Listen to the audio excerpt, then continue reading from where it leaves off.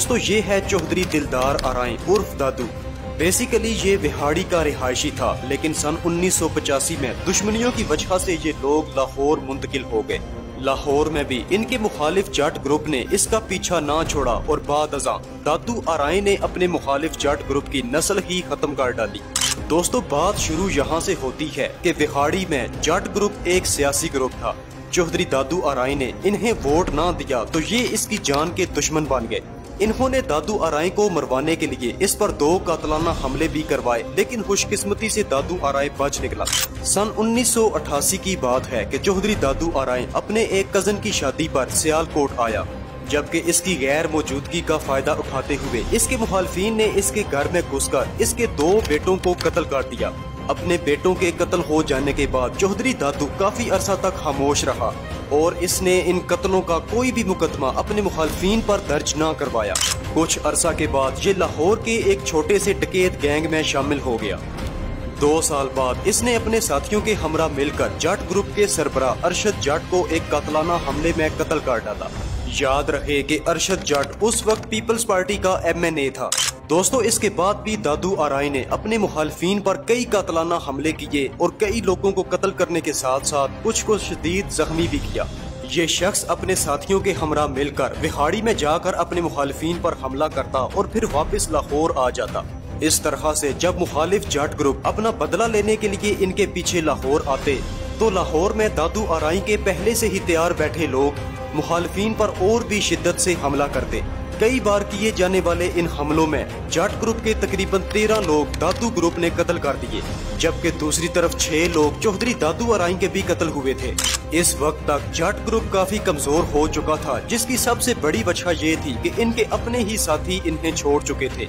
मजीद नुकसान से बचने के लिए जाट ग्रुप ने दादू आराई और इसके साथियों पर बनाए जाने वाले कत्ल वगैरह के मुकदमात वापस ले लिए और इस तरह सन 1999 में दादू आराई ग्रुप और जाट ग्रुप के दरमियान सुलह हो गई। दोस्तों जिस ग्रुप में दादू आराई शामिल था उसका सरबराह कालू भट्टी वफात पा गया और इसके बाद दादू आराई ने इस ग्रुप की सरबराही संभाल ली।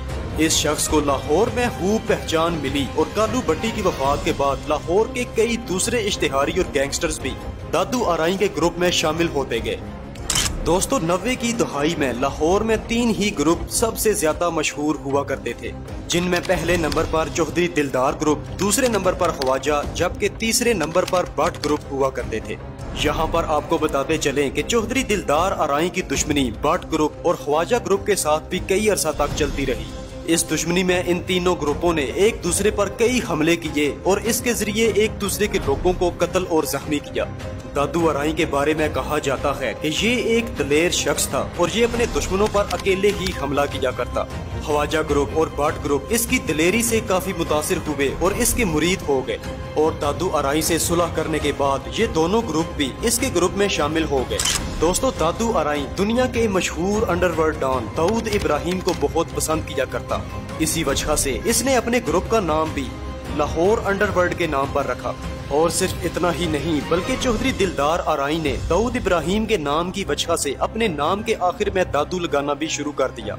इसने जो ग्रुप लाहौर में बनाया था इसका नाम पाकिस्तान अंडरवर्ल्ड के नाम पर रखा और देखते ही देखते ये ग्रुप लाहौर से फैलते हुए पूरे पाकिस्तान तक पहुंच गया।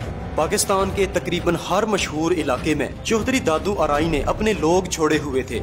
दोस्तों उन वक्तों के मशहूर स्मगलर सेठ आबिद, जो कि सोने की स्मगलिंग किया करते थे, इनका माल कराची सी पोर्ट पर उतरता और इनकी 4 कनाल की अराजी पर स्टोर किया जाता। सेठ आबिद की मलकियत में मौजूद कराची में ये 4 कनाल की जमीन एक कमर्शियल जमीन थी और उस वक्त MQM के बानी और पाकिस्तान के मशहूर डॉन अल्ताफ हुसैन के कहने पर सेठ आबिद की जमीन पर कब्जा कर लिया गया। सेठ आबिद ने अपनी जमीन से कब्जा छुड़वाने के लिए कई बदमाश ग्रुपों और पुलिस से भी मदद तलब की, लेकिन इसके बावजूद भी ये अल्ताफ हुसैन के आदमियों से कब्जा न छुड़वा सके और आखिरकार सेठ आबिद हुसैन ने चौधरी दिलदार आराई उर्फ दादू को कराची में इसके साथियों के हमरा मंगवाया। दूसरी तरफ अल्ताफ हुसैन को ये बिल्कुल भी मालूम ना हो सका कि चौधरी दादू आराई अपने पूरे ग्रुप के समेत कराची में पहुंच चुका है और फिर सेठ आबिद ने दादू आराई की मदद से अपनी जमीन पर होने वाला कब्जा छुड़वा लिया। दोस्तों यहाँ पर एक निहायत अहम और दिलचस्प बात आपको बताते चले कि चौधरी दादू आराई ने कराची आने के बाद अल्ताफ हुसैन को उसके चुरंगी वाले घर से अगवा कर लिया। सेठ आबिद की जमीन पर कब्जा करने वाले अल्ताफ हुसैन के आदमियों को जब इस बात का इल्म हुआ तो उन्होंने फौरन जमीन से कब्जा छोड़ दिया। इसके बाद सेठ आबिद के आदमियों ने अपनी जमीन पर वापस कब्जा जमा लिया। दोस्तों, इस बड़े काम के इव्ज सेठ आबिद ने चौधरी दादू आराई को 2 करोड़ रकम देने का ऐलान किया, लेकिन दादू आराई ने सेठ आबिद की इस 2 करोड़ की ऑफर को भी ठुकरा दिया। जिसके बाद सेठ आबिद और चौधरी दादू आराई के दरमियान बहुत गहरे और अच्छे ताल्लुकात कायम हो गए। बादशाह इनकी दोस्ती रिश्तेदारी में तब्दील हो गई, क्योंकि चौधरी दादू आराई ने अपनी दूसरी शादी सेठ आबिद की बहन से करनी थी। सेठ आबिद की वजह से चौधरी दादू आराई के बड़े लोगों यानी कि वजीरों मशीरों के साथ भी ताल्लुकात कायम हो चुके थे और इसके बाद इस शख्स ने लाहौर, कराची और फैसलाबाद जैसे बड़े शहरों में असलहा की स्मगलिंग करना शुरू कर दी। इसके अलावा पंजाब भर में जितने भी मंशियात फरोश हुआ करते थे उनके पास चौधरी दादू आराई का माल ही जाया करता था और उनके प्रॉफिट में से भी 50% रकम चौधरी दादू आराई ही वसूल किया करता था। दोस्तों, बताया जाता है कि एक दफा चौधरी दादू आराई दुबई के विजिट पर गया और वहां पर इसकी मुलाकात दाऊद इब्राहिम से हुई। सन 1985 से लेकर 95 तक दादू आराई का ग्रुप लाहौर का बेताज बादशाह था। इन लोगों ने इस दुहाई में लाहौर पर खूब राज किया। दोस्तों, नवाज शरीफ जब पहली दफा वजीर आला पंजाब बने तो उस वक्त लाहौर की सूरत हाल निहायत खराब थी। कानूनी इदारे मुकम्मल तौर पर बेबस हो चुके थे और लाहौर में दादू आराई और इस जैसे कई गैंगस्टर्स खुलेआम हुक्मरानी कर रहे थे। इन दिनों सेठ आबिद बीमार होने की वजह से लंदन के एक अस्पताल में एडमिट थे। नए वजीर आला पंजाब नवाज शरीफ ने लाहौर की सूरत हाल को बेहतर बनाने के लिए पंजाब पुलिस को एक ग्रैंड ऑपरेशन का हुक्म जारी किया। इस बड़े ऑपरेशन में तकरीबन 10 अजला की पुलिस ने हिस्सा लिया और इस तरह पुलिस ने जब दादू आराई ग्रुप पर हाथ डाला तो इन्होंने पुलिस मुकाबले शुरू कर दिए, जिसमें पुलिस के कई आला अफसरान समेत दादू आराई ग्रुप के भी कई लोग कत्ल हुए। पंजाब पुलिस और चौधरी दिलदार आराई ग्रुप के दरमियान तकरीबन 9 पुलिस मुकाबले हुए और आखिरी पुलिस मुकाबला पत्तोकी के इलाके में हुआ, जिसमें दादू आराई और इसके 11 साथियों को पुलिस ने कत्ल कर डाला।